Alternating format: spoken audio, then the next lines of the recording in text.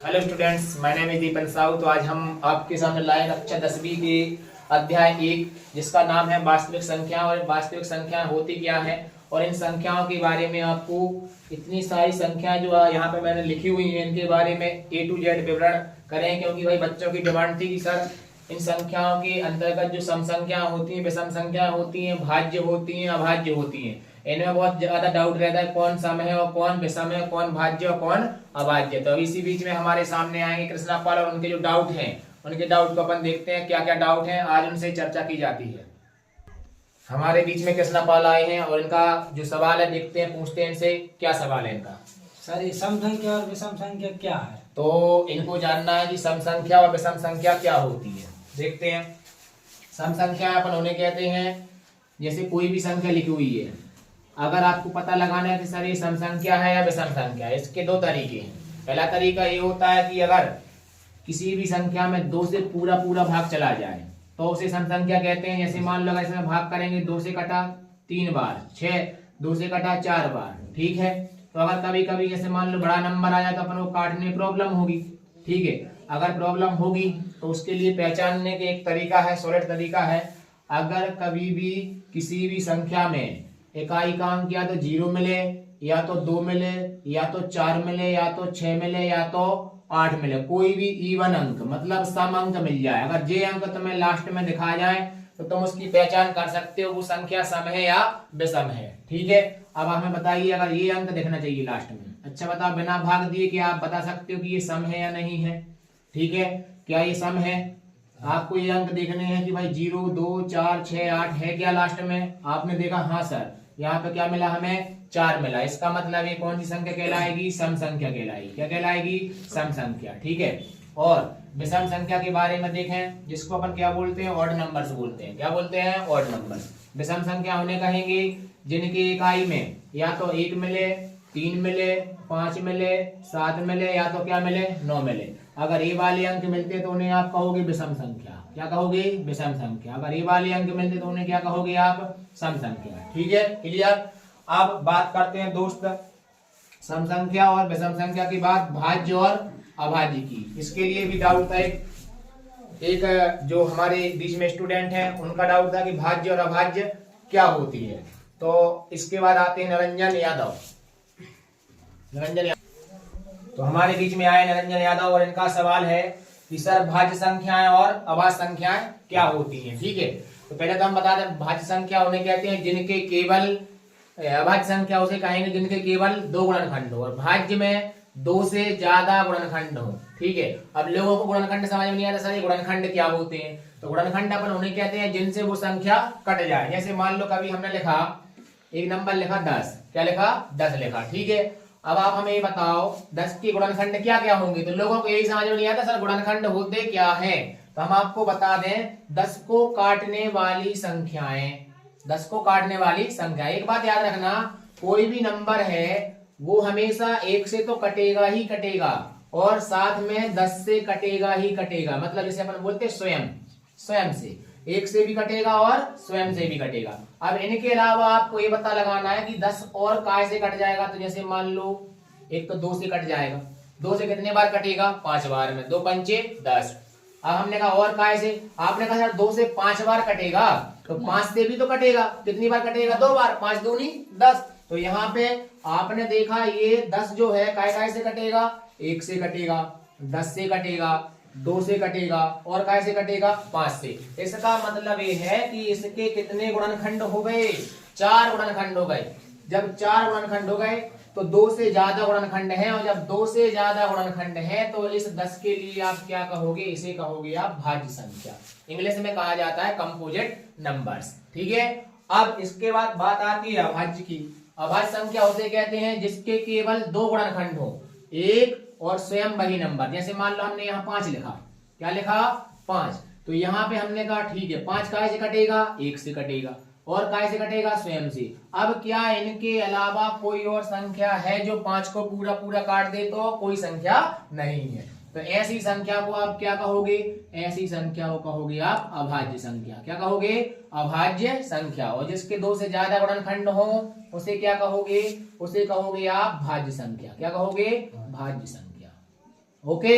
अब अगर हम आपसे कभी कहें बताओ 3 क्या है, तो आप कहोगे सर 3 1 से कटेगा और 3 से कटेगा और किसी नंबर से नहीं कटेगा, इसलिए जो 3 है 3 क्या होगी, एक अभाज्य संख्या होगी। क्या होगी, अभाज्य संख्या। ओके, तो इसके बाद अपन देखते हैं इसकी डेफिनेशन क्या है और किस प्रकार से इसको अपन बना के लिखेंगे, क्योंकि भाई इनका पता होना बहुत जरूरी है कि भाज्य क्या है और अभाज्य क्या है। जब किसी बच्चे से भाज्य और अभाज्य के बारे में पूछा जाता है तो उसका डाउट कहाँ चला जाता है, पूरा सम और विषम पे। उससे पूछ रहे हैं, हमने कहा ठीक है 9 बताओ, तो बच्चा क्या समझता है कि यार इसमें 2 से भाग नहीं जा रहा है, इसका मतलब ये अभाज्य। नहीं, ऐसा नहीं है। हम आपको बता दें, भाज्य और अभाज्य में 2 से भाग का कोई नियम नहीं होता है। भाज्य और अभाज्य में आपको फैक्टर देखने पड़ते हैं, गुणनखंड काय से कट जाएगा। तो आपको पता है 1 से कटेगा और 9 से तो कटेगा ही कटेगा, इसके अलावा 3 से भी कट जाएगा। 2 से ज्यादा गुणनखंड अगर है तो उसे आप भाज्य संख्या कहोगे। क्या कहोगे, भाज्य संख्या। ओके,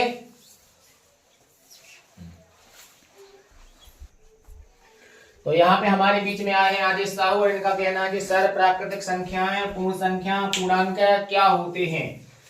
तो आदेश हम आपको बता दें, प्राकृतिक संख्या ऐसी संख्या होती है जिनका उपयोग अपन गिनती में करते हैं। जैसे मान लो क्लास में बच्चों की संख्या को गिनना है तो अपन गिनती कहाँ से स्टार्ट करते हैं, सबको पता है, नेचुरल सी बात है। इसको इंग्लिश में बोला जाता है नेचुरल नंबर। क्या बोला जाता है, नेचुरल नंबर। तो ऐसी संख्या है जिनका उपयोग अपन गिनती में करते हैं। अब गिनती कहाँ से शुरू करते हो, आप करते हो 1 से, 1 2 3 4, और गिनती कभी समाप्त नहीं होती है। कहाँ तक जाती है, अनंत तक। कहाँ तक जाती है, अनंत तक। ऐसी संख्या क्या कहलाती हैं, अपनी प्राकृत संख्याएं कहलाती हैं। इसको प्राकृतिक संख्याएं भी बोलते हैं बहुत से लोग, तो इंग्लिश में बोला जाता है नेचुरल नंबर। अब बात आती है पूर्ण संख्याओं की, ठीक है।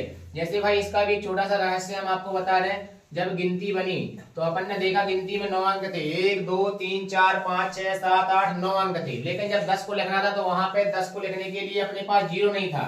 फिर आपको बताया जाए कि 0 की खोज की किसने की, आर्यभट्ट ने। तो आर्यभट्ट ने 0 की खोज की, और जैसे ही 0 की खोज की तो भाई अपन को पता है 10 लिखना है, तो 1 तो पता है 1 लिखा जाता है। तो उन्होंने बताया कि भैया अगर किसी नंबर के पीछे 0 लगा देते हैं तो वो उसका 10 गुना हो जाता है। कितने गुना हो जाता है, 10 गुना। अगर 2 के पीछे हम 0 लगा दें तो इसका मतलब वो कितने गुना हो गया, 20 गुना। ठीक है, तो भाई जैसे ही आर्यभट्ट ने इनकी खोज की, 0 की खोज की, तो यहाँ पे जो संख्या अपनी बन गई, हम कहते हैं पूर्ण संख्या, जिन्हें होल नंबर्स कहा जाता है। पूर्ण संख्या वे संख्या है अगर अपन कहां से, 0 से स्टार्ट करें। कहां से स्टार्ट करें, 0 से, तो उन्हें कहते हैं पूर्ण संख्या। 0 1 2 3 4 5 कहां तक जाएगा, ये भी अनंत तक जाएगा। इन्हें कहते हैं अपन क्या, पूर्ण संख्याएं कहते हैं। बात आती है पूर्णांक की। अब अपन को क्या है, आवश्यकता पड़ी, कोई चीज अगर अपन किसी व्यक्ति को देते हैं, ठीक है, और किसी व्यक्ति से कोई चीज अपन लेते हैं, तो भाई यहाँ पे देना और लेना। अब भाई यहाँ पे कर्ज की बात होती है, कर्ज उधार, जिसे अपन ऋण बोलते हैं। क्या बोलते हैं, ऋण बोलते हैं गणित की भाषा में। तो यहाँ पे धनात्मक संख्याएं तो अपने पास हो गई। अब हमें आवश्यकता पड़ी काय की, ऋणात्मक संख्याओं की। तो अगर हमने कहा पूर्णांक की जब बात की जाए तो उसकी डेफिनेशन इस प्रकार से है, यदि इन पूर्ण संख्याओं में, पूर्ण संख्या कहां से शुरू होती है, 0 से, 0 1 2 3 इस प्रकार से कहां तक, अनंत तक। अगर इस साइड जाएं तो आपको ऋण की संख्याएं अगर शामिल कर लें, इसमें पूर्ण संख्याओं में अगर ऋण की संख्याएं शामिल कर लें तो वो क्या बन जाते हैं, पूर्णांक बन जाते हैं। क्या बन जाते हैं, पूर्णांक। और ये भी कहां तक जाते हैं, ये भी अनंत तक जाते हैं। पूर्णांक 2 प्रकार के होते हैं। कितने प्रकार के होते हैं, 2 प्रकार के। एक तो होते हैं धनात्मक, जो धन वाले कहलाते हैं, और दूसरे होते हैं ऋणात्मक, जो ऋण वाले कहलाते हैं। ठीक है, और एक बात याद रखना, जो धन की संख्या होती है वो 0 से हमेशा बड़ी होती हैं, और जो ऋण की संख्या होती है वो हमेशा 0 से छोटी होती हैं। अब बात करते हैं परिमेय संख्या की। परिमेय संख्या किसे कहते हैं, ऐसी संख्याएं जिन्हें हम P/Q के रूप में लिख सकें, जिन्हें हम P/Q के रूप में लिख सकें, जिन्हें हम P/Q के रूप में लिख सकें, उन्हें क्या कहते हैं, परिमेय संख्या कहते हैं। लेकिन एक बात याद रहे, कभी भी Q का मान 0 के बराबर में नहीं होना चाहिए, मतलब बटे में 0 नहीं होना चाहिए। अगर बटे में 0 आ गया इसका मतलब वो परिमेय संख्या नहीं है, वो अपरिमेय संख्या कहलाएगी। ठीक है, तो Q का मान 0 नहीं होना चाहिए, और जो P और Q है दोनों पूर्णांक होने चाहिए। पूर्णांक का मतलब वही बताया हमने, पूर्णांक क्या, इस प्रकार के नंबर, धन के या ऋण के। ठीक है, अंश में और हर में पूर्णांक होने चाहिए। जैसे मान लो 2 लिखा है, बटे में ऋण 1 लिखा है, कुछ भी लिखा है, इस प्रकार।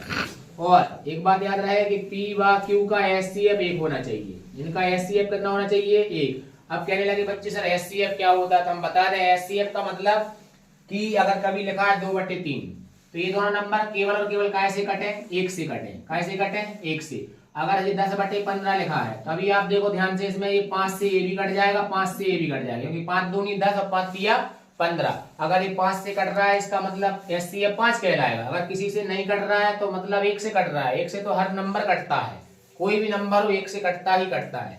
तो भाई ऐसी संख्या जिनका HCF कितना हो, 1 हो, ठीक है, अंश व हर में P व Q दोनों पूर्णांक हो और हर में कभी 0 ना हो, उसे कहते हैं परिमेय संख्या। बात करते हैं अपरिमेय संख्या की, जैसे इसका जस्ट अपोजिट होता है। जैसे मान लो हमने आपसे कह दिया जैसे P/Q के रूप में, P/Q के रूप में ना लिख सकें, उन्हें अपन क्या कहते हैं, अपरिमेय संख्या कहते हैं। अब बात आती है सर करनी 2 क्या है। करनी 2 एक अपरिमेय संख्या है। करनी 2 क्या है, एक अपरिमेय संख्या। जितने भी करनी के अंदर संख्या रहेंगी जो करनी के बाहर ना आए, जिनका वर्गमूल ना हो, ठीक है, उन्हें अपन कहते हैं अपरिमेय संख्या। अगर हम करनी 4 की बात कर ले तो यहाँ पे 4 का वर्गमूल कितना होता है, 2 होता है। करनी हट जाती है, जैसे करनी हटती है इसका मतलब करनी हट गई, 2 आ गया। अब 2 के बटे में आप क्या लिख सकते हो, 2 के बटे में 1 लिख सकते हो। तो भाई 2/1 क्या है, परिमेय संख्या, क्योंकि 2 भी एक पूर्णांक है। देख लो 2 क्या है, एक पूर्णांक है, 1 क्या है, पूर्णांक है। इस प्रकार से 2/1 क्या बन गया, पूर्णांक। जिसके बटे में कुछ नहीं होता उसके बटे में आप क्या लिख सकते हो, जिसके बटे में कुछ नहीं उसके बटे में क्या लिख सकते हो, 1 लिख सकते हो, ठीक है। तो उसे कहते हैं अपन क्या, परिमेय संख्या। अब बात आती है सहवास संख्याओं की। सहवास संख्या किसे कहते हैं, तो सहवास संख्या ऐसी संख्याओं के जोड़े होते हैं जिनका HCF कितना होना चाहिए, 1 होना चाहिए। अगर हमने कभी लिखा यहाँ पे 2 और 3, हमने कभी लिखा 3 और 4, ऐसी संख्या देखो, ये दोनों संख्याओं को अपन क्या कहेंगे, 3 और 4 क्या है, सहवाज्य। क्यों है, क्योंकि इनका HCF कितना है, 1। इन 3 और 4 को काटने के लिए कोई ऐसी संख्या बताओ। हमने कहा तो भाई ऐसी कोई संख्या नहीं है, केवल 1 के अलावा। इसलिए भाई जब इन दोनों का HCF 1 हो, मतलब ये दोनों संख्या कैसे कटे, 1 से, और किसी संख्या से ना कटे, तो ऐसी संख्याओं को अपन क्या कहते हैं, सहअभाज्य संख्या कहते हैं। कभी भी तुम क्रमागत संख्या ले लो, 5 के बाद क्या आता है, 6 आता है। 5 और 6 क्या है, 5 और 6 भी क्या है, आपकी सहवास संख्या है। 6 और 7 क्या है, सहवास संख्या है, ठीक है। इस प्रकार से अपना सहवाज्य भी हो गया। अब बात आती है वास्तविक संख्या की। वास्तविक संख्या किसे कहेंगे, अगर परिमेय और अपरिमेय संख्या को, ठीक है। अच्छा मैं थोड़ा सा और बता दें यहाँ पे अपरिमेय के बारे में। पाई क्या है, पाई एक अपरिमेय संख्या है, जबकि पाई का जो मान होता है, पाई का मान कितना होता है, पाई का मान होता है 22/7। पाई का मान होता है 22/7। 22/7 एक परिमेय संख्या है, जबकि पाई क्या है, पाई एक अपरिमेय संख्या है। अब आ जाए वास्तविक संख्या। वास्तविक संख्या क्या होती है, ऐसी संख्याएं जिनमें परिमेय और अपरिमेय सभी प्रकार की संख्याएं सम्मिलित हो जाएं, ऐसी संख्याओं को वास्तविक संख्या कहा जाता है। जैसे हमने कभी लिख दिया 2 धन करनी 3। अगर देखो 2 की बात करें, 2 क्या है, तो 2 क्या है, 2 एक परिमेय संख्या है। 2 क्या है, परिमेय संख्या। करनी 3 क्या है, करनी 3 एक अपरिमेय संख्या है। इसका मतलब ये है कभी भी परिमेय और अपरिमेय संख्या को जोड़ें, घटाएं, गुणा करें या भाग करें तो हमें हमेशा एक अपरिमेय संख्या मिलेगी। और उसके साथ साथ क्या होगा, उन्हें हम कहेंगे भैया ये परिमेय है, ये अपरिमेय, और इनसे जो संख्या बनी वो वास्तविक संख्या है। इसके बाद बाकी का जो इसका जो मटेरियल है, उस मटेरियल को अपन लोग कल डिस्कस करेंगे अगले वीडियो में। आज के लिए इतना ही काफी है, और आशा करते हैं कि भाई यहाँ तक जितना मैंने समझाया है आपको समझ में आया होगा। तो हमारे वीडियो को लाइक और चैनल को सब्सक्राइब जरूर करें।